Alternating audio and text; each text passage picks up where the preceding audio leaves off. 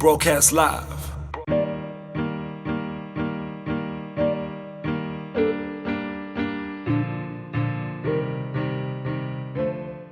Yo, we out here with DJ Sabby. Shout out DJ Sabby. We out here with DJ Dimples. He's dropping his tape, songs. What you think of what you're hearing here?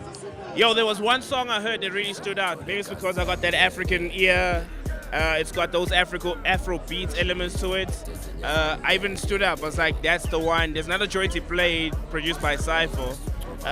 So it actually stood out. So two singles from the ones we heard from DJ Dimples actually stood out for me. So I think those were nice. Yo, I think that like out of like a lot of the DJs, just generally, you're pretty proactive. You know, you're out there in the streets.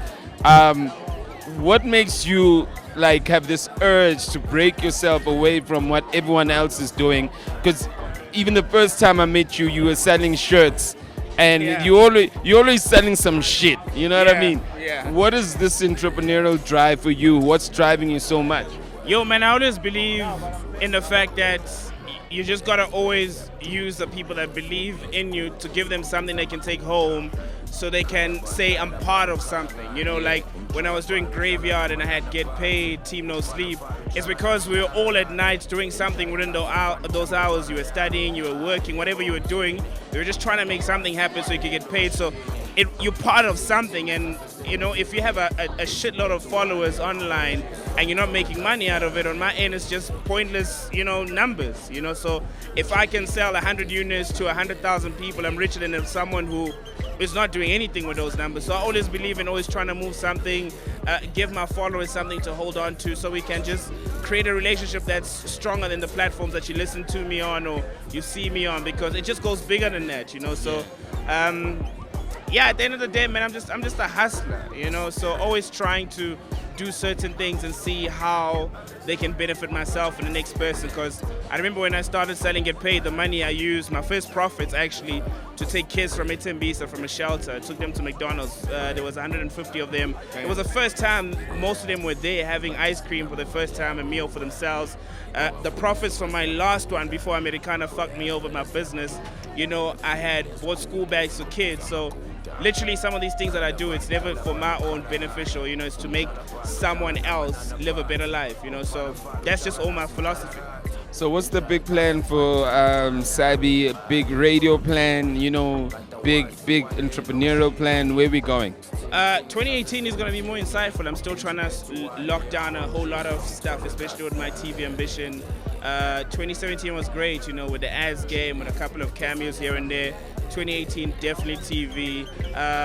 Yo, man, like I'm trying to think of things on top of my head, but the calendar's packed up, but that's always a great thing because, you know, and I'm still going to be on Y, I can tell you that now, yeah. Yo, man, the station might be regional, but the hustle is national. Yeah. Shout out.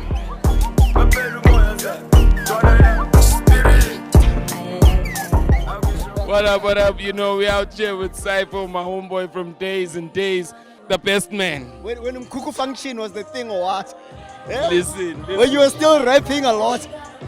Yeah. What happened to Slicker? The same thing that happened to hip hop. Yo, man, you've been in the behind the scenes of the music, behind the scenes of the shows, etc., etc.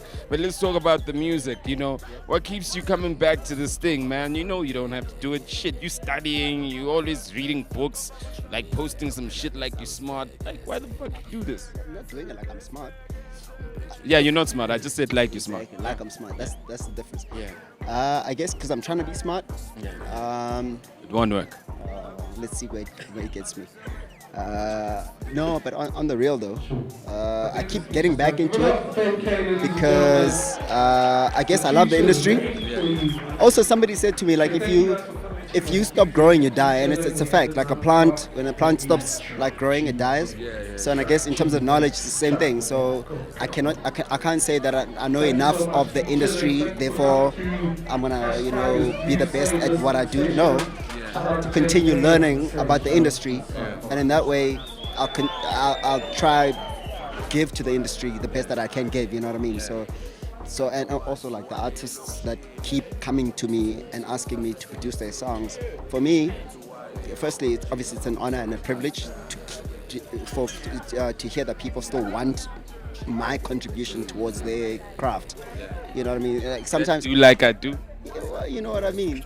No, but I'm being serious. Like, it takes a big thing, because if somebody puts their trust in your work and say, please add value to my growth, that's a big trust that they're putting onto you. And that's why I'll never like disappoint an artist who says to me, please can we do a song together. But I do get disappointed though in artists who say to me, please make me a song like that song. Because now what am I gonna do? What am I adding towards your growth, So I guess the only reason why I'm here is to keep adding to the industry and keep trying to take it to the next level. I mean, I'm interested. I really know you personally from a long time, and I don't think there's been anyone that's really had the opportunity to be behind the scenes of the industry like you have. I always ask myself, what this information and insight you have about the industry across the board, what would be your end goal? You're very humble about the shit and modest about it, but you know a lot more than a lot of people. I don't actually look forward to the end goal, because I'm the kind of person who likes to live for like the moment, you know what I mean?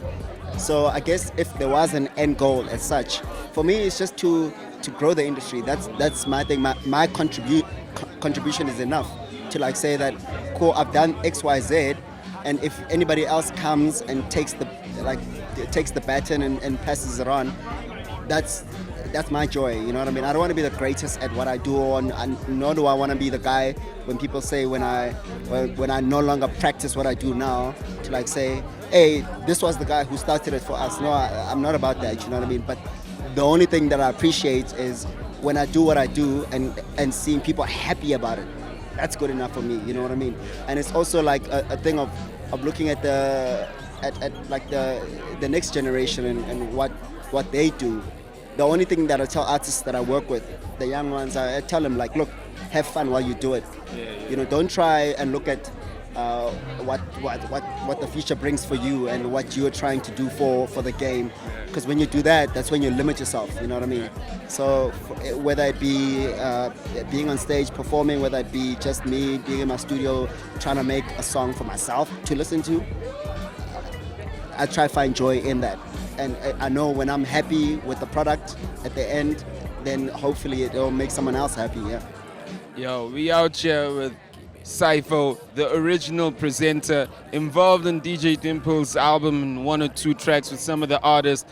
We only presenting because the original presenter stopped presenting. The original presenter stopped this shit. Are we back at the cowboy movie now?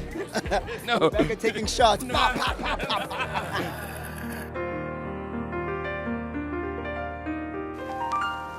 Broadcast live